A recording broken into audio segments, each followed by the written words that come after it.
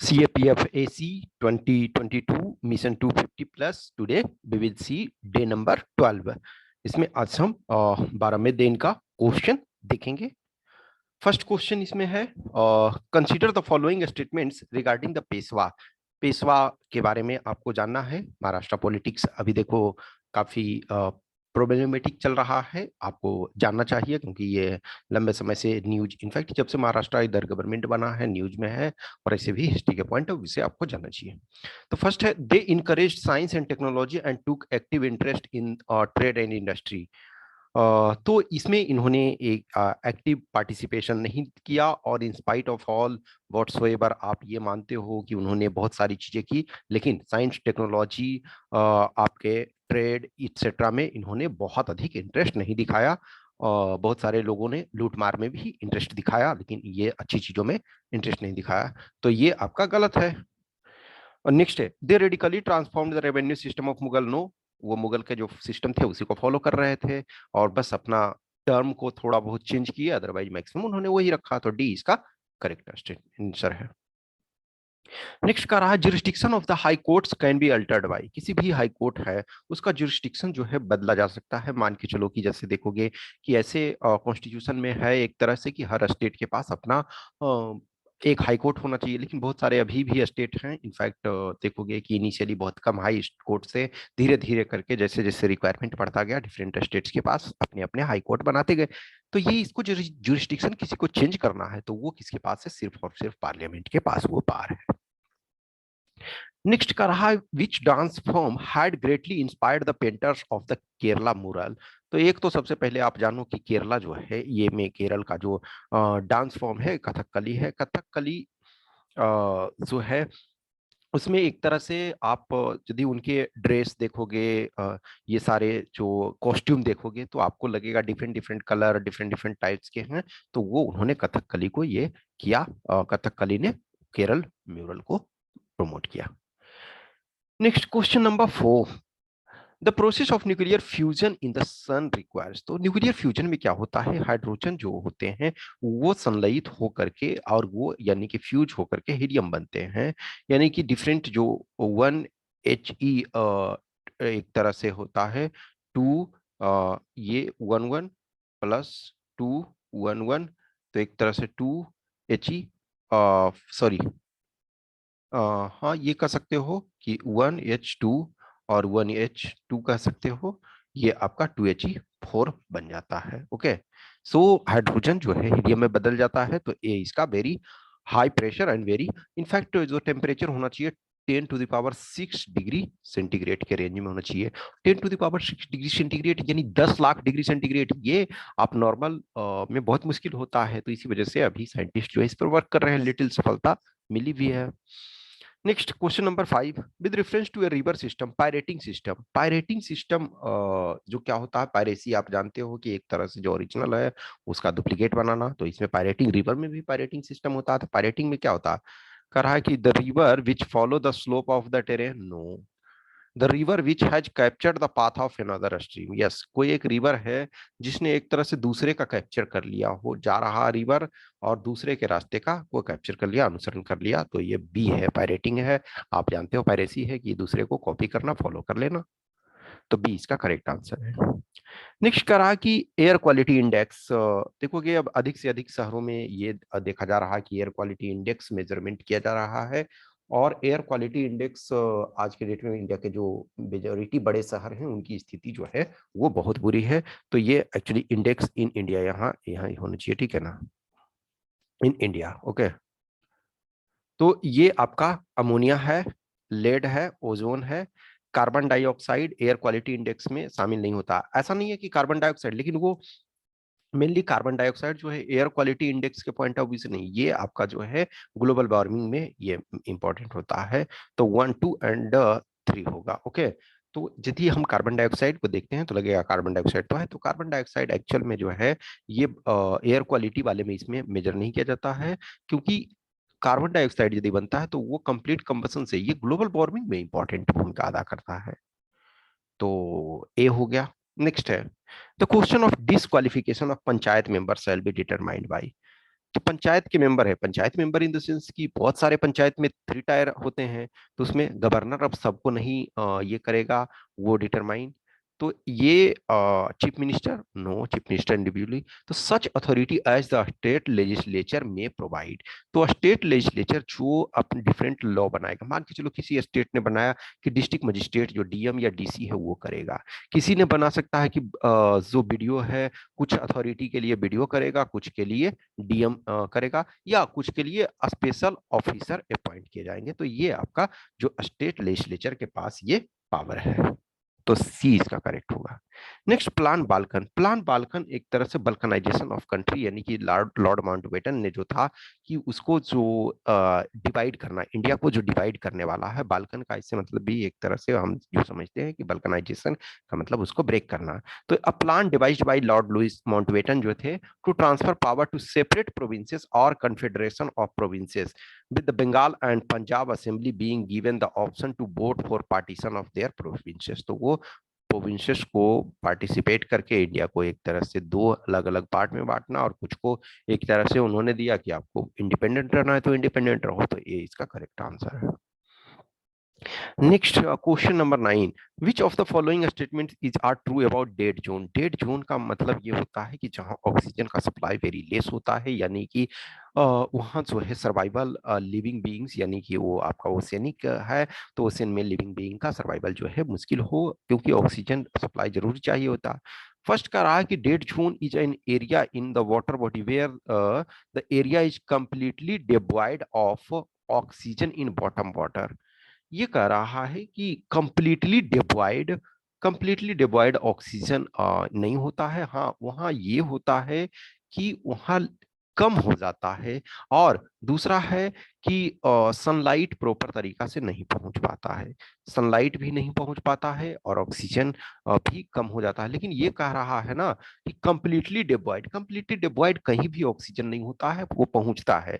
तो first statement गलत हो गया। नेक्स्ट है, global warming is causing to expand the dead zone. Yes, सही है। देखो, ग्लोबल वार्मिंग से क्या हुआ, कार्बन डाइऑक्साइड जो है वो अधिक से अधिक मात्रा में ये आ रहा है, तो उसके कारण क्या है, जो आपका ऑक्सीजन कम हो रहा है, कार्बन डाइऑक्साइड यानी कि बढ़ रहा है, और वो जो है सनलाइट वगैरह को अधिक एब्जॉर्ब कर रहा है, तो नीचे लिटिल कम जा रहा है। तो सेकेंड स्टेटमेंट सही है। नेक्स्ट का रहा, they are found in west coast of Arabian Sea only. Only term आया तो ऑब्वियसली है कि ये सिर्फ यहीं क्यों पाया जाएगा, ये और बहुत सारे एरिया में पाया जाता है। तो 3 भी गलत है, तो ओनली 2 करेक्ट होगा, तो बी इसका राइट आंसर होगा। नेक्स्ट, क्वेश्चन नंबर 10 का था, RBI is empowered to appoint staff in bank under regulation act, banking regulation act 1949। तो जो आरबीआई का जो बैंकिंग रेगुलेशन एक्ट 1949 है, उसके तहत आरबीआई जो है अपने स्टाफ का अपॉइंटमेंट कर सकता है। इनफैक्ट देखोगे कि आरबीआई में डिफरेंट लेवल के स्टाफ्स वगैरह का अपॉइंटमेंट होता है। तो फर्स्ट स्टेटमेंट सही है। सेकेंड स्टेटमेंट का रहा, cooperative banks are covered under banking regulation act. Initially नहीं कवर किए जाते थे, उसके बाद लेकिन 1966 एक्ट के बाद जो है उसमें सुधार करने के बाद जो है वो किया जा रहा है, पहले जो है उसमें नहीं किया जाता था। तो ये सी इसका करेक्ट स्टेटमेंट है, लेकिन आजकल है। नेक्स्ट कह रहा, which of these forms of biomass are polymers. Polymers इसमें से कौन है। ओके, पोलीमर एक तरह से है ना कि सो बहुत सारे मोलिक्यूल हैं, उनका एक तरह से ये कॉम्बिनेशन होता है, डिफरेंट चेन में बने हुए होते हैं। तो ये सारे चेन रिएक्शन वाले हैं।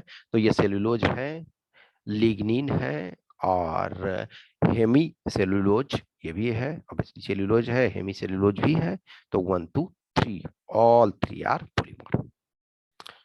नेक्स्ट कह रहा कि मैच करना है, तो नेम ऑफ लाइन और ज्वाइंस प्लेसेस विद इक्वल। तो इक्वल क्या है, आइसोबार, तो isobar. Pressure, equal pressure. Isonephs, तो isonephs equal cloudiness. Isohaline equal आपका जो है ये ठीक है, ये होना चाहिए इसमें आपका हेलाइन, एक सेकेंड, हाँ, आइसोहेलाइन आपका equal sunlight. Okay, isohel equal sunshine, ठीक है ना। तो डी का आइसोहेलाइन, हेलाइन जो सॉल्ट वाला है, सैलिनिटी, आइसोहेल्स इक्वल सनसाइन। तो ए का 2 2 आपका फिर 341, 2341, 2341 बी आपका करेक्ट आंसर है। नेक्स्ट करा which of the following services are offered under Aadhaar enabled payment system. अभी ये क्या हो रहा ना कि जैसे देखो बहुत लोग रूरल एरिया और में बहुत सारे लोग आपके ये नहीं रखते हैं पेमेंट के लिए आपका एटीएम कार्ड वगैरह नहीं रखते हैं, ठीक है ना। तो एटीएम कार्ड यदि आपके पास नहीं है, ठीक है ना, लेकिन फिर भी आप आधार से गांव वगैरह में घर में वगैरह में मैं देखता हूं तो उससे पैसे लोग निकाल लेते हैं आराम से। तो जो आपका ये बहुत सारे ये एक तरह से कॉमन सर्विस सेंटर सीएससी जो है, ठीक है, कॉमन सर्विस सेंटर जो है, वहाँ आपके ये पैसे वो लोग निकाल देते हैं। सम टाइम क्या होता है ना, गांव वगैरह में बोलेंगे कि ठीक है अभी पैसे नहीं है, हम आपको ला करके दे देंगे। तो उनका बैंक से आपका टाई अप रहता है कॉमन सर्विस सेंटर वाले। तो उसमें जितना आप पैसे सपोज 10,000 निकाले आपने, तो 10,000 का आप ही सपोज अपने अंगूठा लगा दिया और उसके बाद फिर वो बैंक से यदि मैक्सिमम जैसे रखते हैं कुछ कुछ पैसे, लेकिन हमेशा तो नहीं रहता। सपोज आपको 10,000, उसमें एक्चुअली ये है कि मैक्सिमम 30,000 ही निकाल सकते हो 1 मंथ में। तो 1 टाइम में 10,000, तो उसमें क्या कर सकते हो, कैश विड्रॉल कर सकते हो, कैश डिपॉजिट भी वहां कर सकते हो, बैलेंस इंक्वायरी भी कर सकते हो, मिनी स्टेटमेंट। लेकिन इसमें ना अब एग्जैक्ट मैं इसका तो बैलेंस इंक्वायरी और ये का तो नहीं कर सकता हूँ, लेकिन कैश विड्रॉल का 1 टाइम में 20 रुपीज चार्ज लगता है। अब बैलेंस इंक्वायरी का एग्जैक्ट मैं नहीं कर सकता हूँ, क्योंकि मैंने इसमें कैश विड्रॉल वाला स्टेटमेंट मैंने देखा था तो उसमें 20 रुपीज वो डिडक्ट था। तो ये सारे काम कर सकते हैं। ओके, सो आपके पास क्रेडिट कार्ड डेबिट कार्ड होने की जरूरत नहीं है। आप सीधा अपना ले जाओ आधार, उसके बाद आप अपना उससे पैसे निकाल लोगे और बैलेंस वगैरह भी देखो एक्चुअली में जब कैश आप निकालते हो तो उस समय आपको बैलेंस बता देते हैं, लेकिन स्पेशल बैलेंस इंक्वायरी में शायद पैसे काटते हैं कितने, ये मुझे एग्जैक्ट आइडिया नहीं है, बट सारे काम होते हैं। तो डी इसका है। नेक्स्ट का रहा कि an amendment to the constitution of India can be initiated by. तो ये लोकसभा, राज्यसभा। अब ये देखो स्टेट लेजिस्लेचर है। सम टाइम देखोगे जैसे कोई स्टेट है, उसको बाइफरकेट करना है या उसके कुछ इश्यूज होते हैं, या मान के चलो कि वहाँ स्टेट लेजिस्लेचर एक तरह से ये लेजिस्लेटिव असेंबली है, लेजिस्लेटिव काउंसिल यदि वहाँ स्टार्ट करना है या वहाँ एबोलिश करना है, यदि जहाँ एग्जिस्ट कर रहा है, तो लगेगा कि वहां तो प्रोसेस स्टार्ट हो रहा स्टेट लेजिस्लेचर। लेकिन एक्चुअली ये कह रहा है कि आर्टिकल 368 के अंतर्गत, इन द सेंस कि जब कॉन्स्टिट्यूशनल अमेंडमेंट का इन द सेंस होता है कि 368 के अंतर्गत यदि करना होता है तो सिर्फ और सिर्फ लोकसभा और राज्यसभा में ये शुरू किया जा सकता है, नोट स्टेट लेजिस्लेटिव असेंबली। तो ये इसका डी होगा। अदरवाइज ऐसे आपको लग सकता है कि शायद बी भी हो सकता है, तो इसका डी करेक्ट आंसर होगा। नेक्स्ट कर रहा है train covers a distance of 1500 kilometre at a constant speed. If the speed of the train would have been 20 kilometre more 20 kilometre per hour more, then it would have taken 20 hours less to cover the same distance. What is the original speed of the train. अब इसको देखो option से check कर सकते हो। अब ऐसे सोचो कि 45 किलोमीटर, तो 45 किलोमीटर यदि आप ये करोगे तो 45 वाला 50 से सपोज प्रॉपर नहीं बैठ रहा, 50 से आप करके देखोगे, तो 50 से यदि आप करोगे तो 50 से करोगे तो इसमें 30 आवर्स लगेगा। अब 20 इसका स्पीड बढ़ा दो तो 70 हो जाएगा।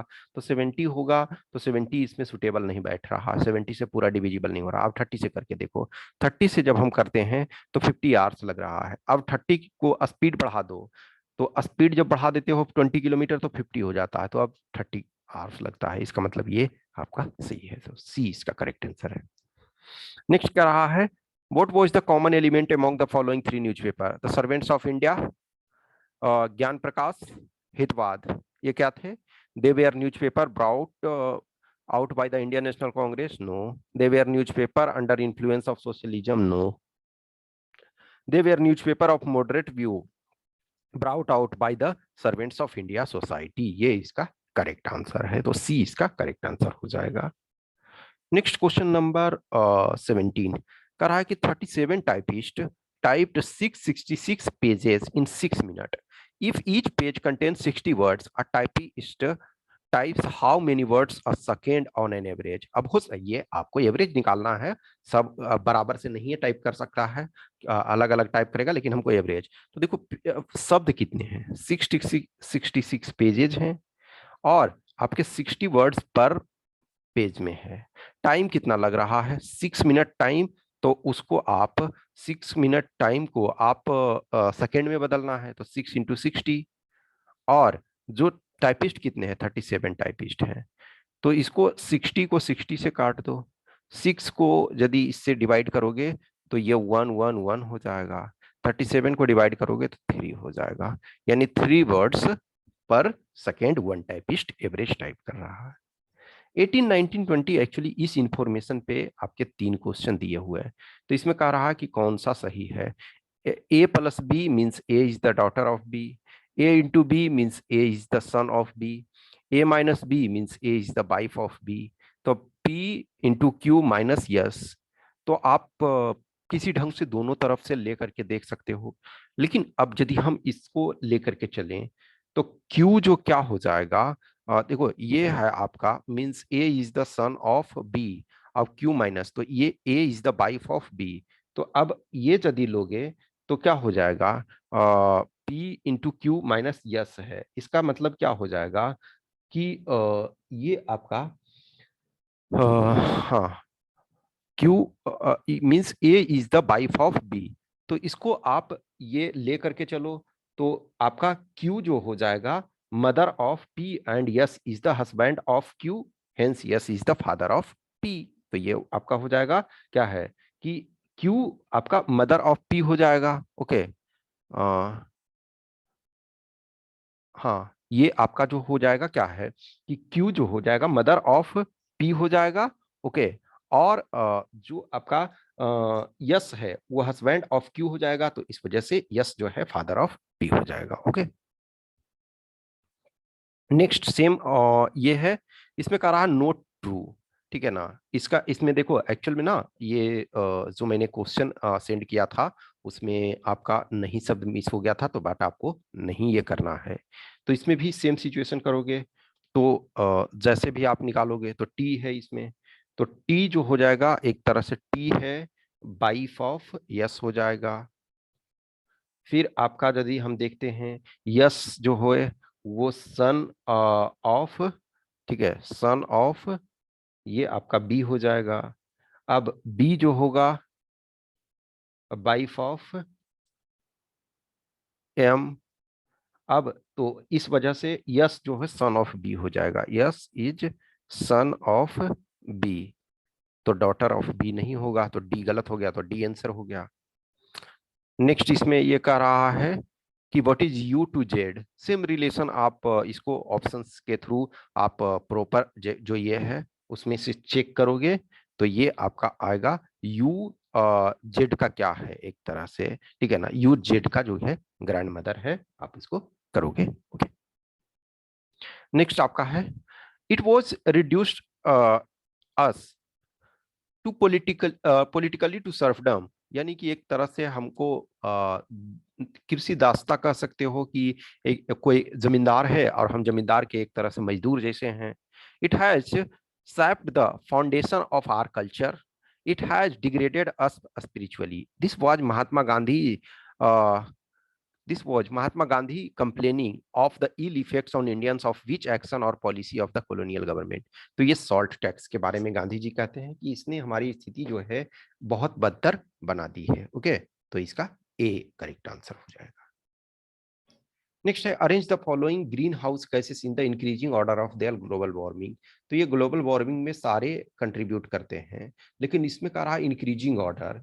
तो इसमें इंक्रीजिंग ऑर्डर यदि आप देखोगे तो हमने देखा कि carbon dioxide no doubt at a percentage term में बहुत ज्यादा है, लेकिन उनका पर यूनिट एक तरह से कह रहा जो green increasing order there global warming, तो क्षमता के बढ़ते हुए क्रम में, तो इसमें से जो है एक तरह से वार्मिंग पोटेंशियल, ठीक है ना, ग्लोबल वार्मिंग पोटेंशियल ये जो क्षमता इनका है ये में, तो इनके टर्म में ये कह रहा, तो ये कार्बन डाइऑक्साइड सब in the sense aggregate carbon dioxide ज्यादा, लेकिन पोटेंशियल पर यूनिट एक तरह से कह रहा, तो ये कार्बन डाइऑक्साइड का कम है। उसके बाद इसके बाद यदि देखोगे तो ये आपका मीथेन है, मीथेन के बाद यदि देखोगे तो नाइट्रस ऑक्साइड है, और सबसे ज्यादा जो है सल्फर हेक्साफ्लोराइड का है। तो ये एक तरह से पर यूनिट के पॉइंट ऑफ व्यू से देखोगे तो बी इसका करेक्ट आंसर है। नेक्स्ट है consider the following statements. Lagrange point जो are spots in a planetary orbit where it is not possible to move a natural और आर्टिफिशियल सैटेलाइट। एक्चुअली ये गलत है, पॉसिबल है। इसी वजह से हम लैग्रांज L1 पर आदित्य L1 आपने एक मिशन सुना होगा कि उसको लॉन्च किया जाना है। हाल में ही एक तरह से उस पर वर्क चल रहा है। तो आदित्य को L1 जो लैग्रांजियन पॉइंट वन पे आदित्य L1 उसका नेम ही है, इसका मतलब है कि लैग्रांजियन पॉइंट वन पे इसको रखना है। तो ये कह रहा है कि नॉट पॉसिबल टू मूव, यदि पॉसिबल नहीं होगा तो हम उसको रख कैसे रहे, तो ये स्टेटमेंट गलत है। नेक्स्ट है, तो जब ये गलत है अब दूसरा हम देखते हैं।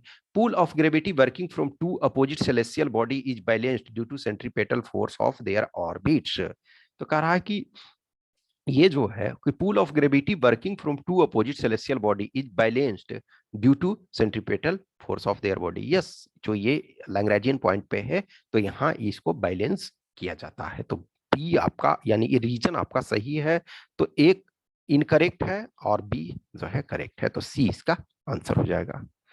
Next question 24 number. Consider the following statements about central vigilance commission. Central vigilance commission के संबंध में कह रहा it is a statutory body. Yes, सही है।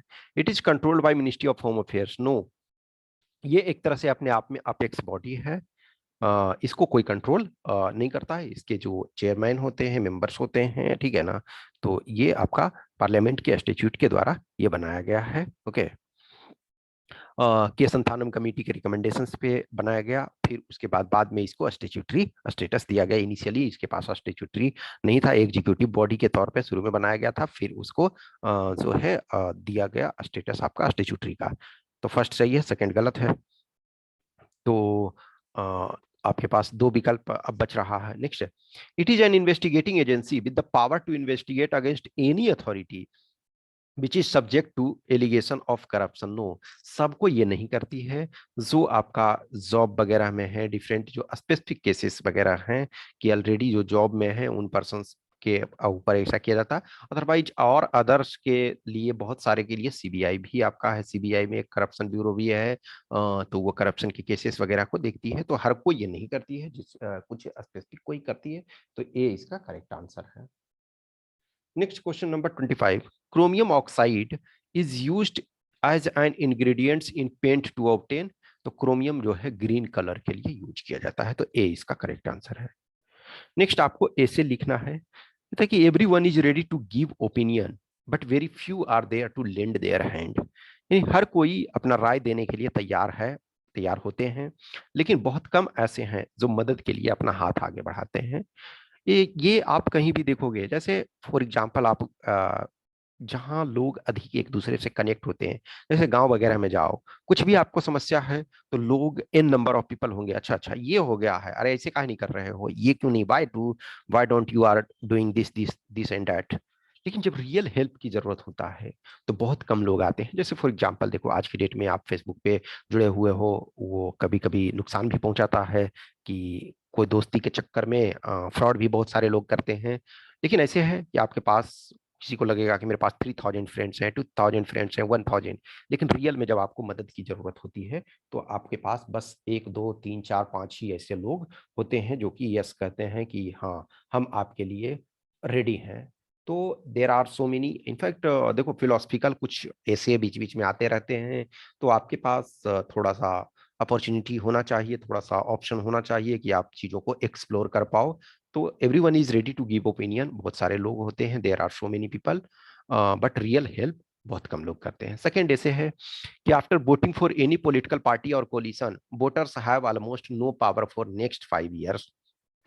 ये टॉपिक हमने लिया महाराष्ट्र में जो कुछ चल रहा है, उद्धव ठाकरे अपना गवर्नमेंट लूज कर चुके हैं। तो ये इसमें है कि देखो क्या होता कि वोट आप किसी को देते हो, उद्धव ठाकरे को जिन लोगों ने वोट दिया था उन लोगों ने इस वजह से नहीं वोट दिया था कि वो एमबीए में जाएंगे, लेकिन बाद में फिर एमबीए पे में गए, महाराष्ट्र विकास आघाड़ी जो भी है।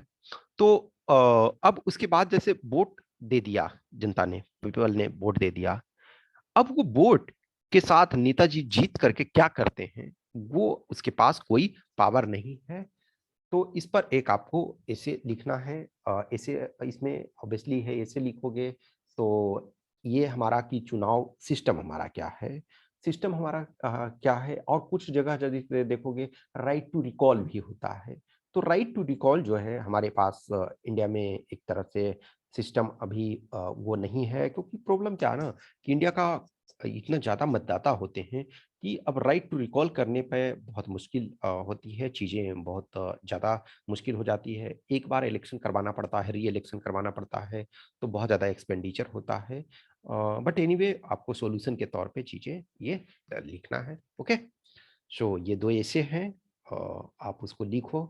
आई hope you are doing the things. जैसे जैसे आपका टाइम नज़दीक आता जा रहा है, आपको अपना फोकस बढ़ाते जाना है। ओके, आज आपका जून का लास्ट डे है, नेक्स्ट जुलाई आपका कल से आ जाता है। फिर वो जो भी आपके पास 1 मंथ समथिंग डेज ही बचते हैं, तो धीरे धीरे आपका नज़दीक टाइम आता जाता है। तो आप अपना अधिक से अधिक मोटिवेशन से वर्क करते रहें। Okay, thank you.